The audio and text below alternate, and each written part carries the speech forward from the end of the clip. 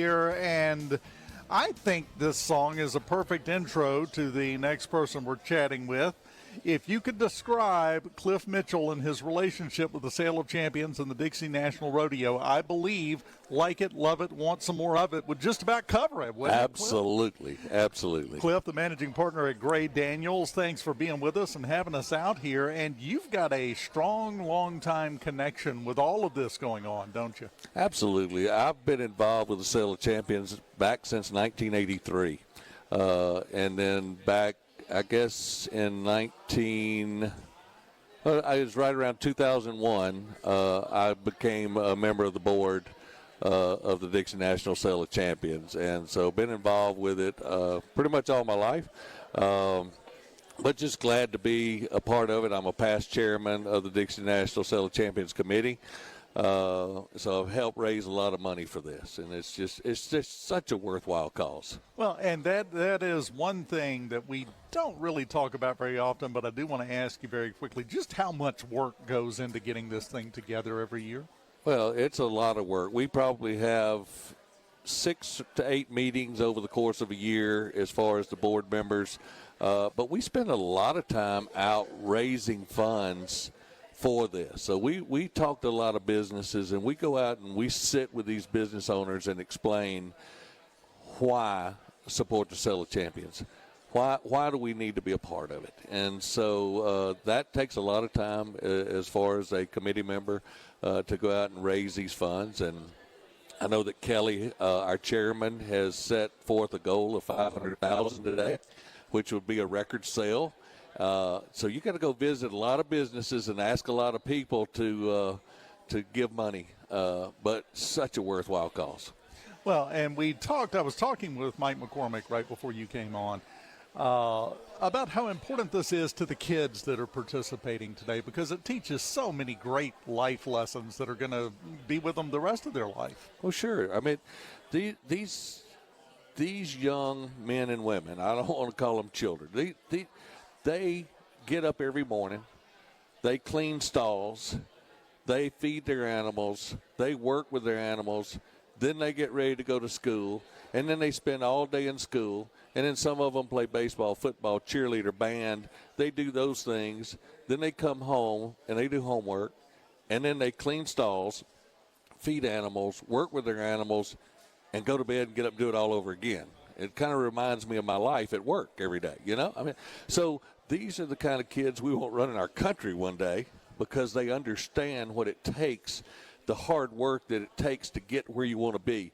And these kids have worked so hard to get to this sale.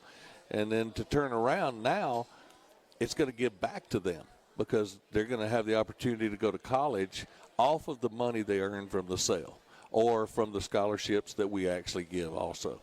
Well, and that's, to me, one of the most important parts of the process, because all the rest of it, teaching them about the hard work and about what it takes to become a success. They're not handing out participation trophies for life. Absolutely.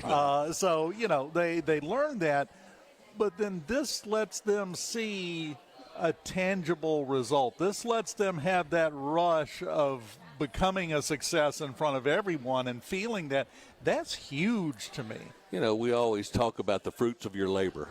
Well, these young men and women understand the fruits of their labor, and they're going to get to see it today as they sell their animals. Now, you know, it's a catch-22 with these guys today, because they've spent a lot of time getting attached to these animals and loving on these animals and working with them and get them ready for show. And they spend as much time with them as they do their family. These animals actually become part of their family. And then today they hit the sale and they part with their animal. And so it's mixed emotions for a lot of them. But we heard somebody talk about it at the governor's mansion last night, but how will that animal now go to help other people?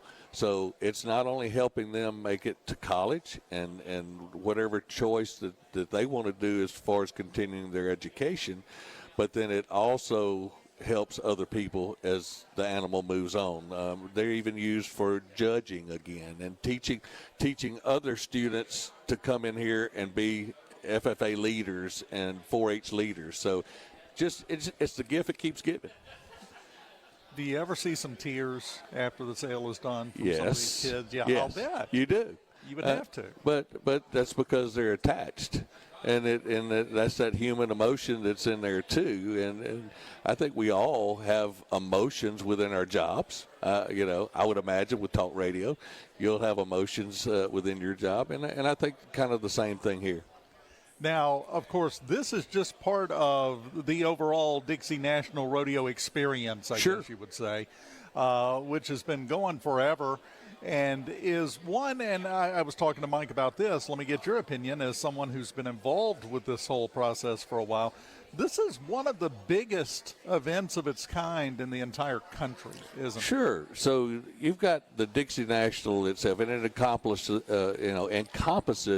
so many different horse shows, the livestock shows for the Dixie National Sale of Champions, and then the rodeo itself. So you've got the largest rodeo east of the Mississippi. It's in one of the top 60 rodeos in the nation. So when you come out to the rodeo, you'll see pro cowboys from all over the country and the world that are competing nationally. These are the same guys that if you watch the National Finals Rodeo in December on TV or went out there, then these are the same guys you're seeing here at Jackson, because this is a money rodeo for them as they accumulate for the year. What, I'm just curious now, what do the prizes look like that these guys are riding for in here? Oh, so probably here it's in excess, the total purse package is in excess of $1 million that they're going for. So, and I'm sure that you'll probably have Rory on here, Rory Lemmel with the rodeo company, and he can give you an exact figure of that. But these guys they're hauling here, and they're going between here and San Antonio, and they've got to haul trailers. And another reason that we're part of this, first of all, we think the Sale of Champions is a good part. But as Ford hasn't been in this arena until last year, since 1983.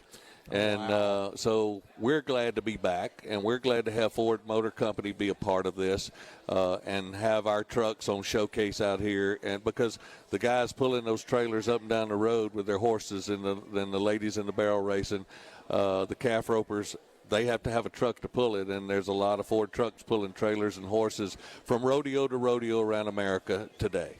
And that's one of the things that sometimes also doesn't get much attention, because, yeah, the rodeo is important. What you do here is important. Everything, every piece of this is a big deal, but you got to get there. Exactly. And this is not like pro football where you've got somebody who arranges for the team to get on a plane and fly to New Orleans this weekend, right, for the Super Bowl. This is you getting from place to place on your own and competing on your own. It's really not a team sport. So it's what I do. It's back to what we talked about, the fruits of the labor that we see from the Dixie National Sale of Champions. It's the same thing with these guys too, and they're hauling up and down the road every day out of their pocketbooks to win money. Yeah, there's not a big traffic in airline rodeo travel. No, your bull riders and bareback riders, they can get by because they can fly places. Everybody else needs a horse. They don't let those on American Airlines or Delta. So. No, they get real picky at the gate when you try to walk a horse on. Yeah, they have problems with dogs a lot, but yeah, the horses not so much. Well, this is a fantastic thing going on today, as I've said, and I love watching the faces of the young people as they walk by, because it is, to me, I'm a people watcher. I don't know about you. I love watching people. And every time I'm here, I sit here and I just watch, and it's such an interesting mixture of excitement, happiness, pride, and gut-wrenching fear in some of the, all layered in together. All layered in there. So, and it's just been accumulating all year long, and today is the day that it comes down to the sale. And so, yeah, you're right. A lot of excitement and a lot of mixed emotions.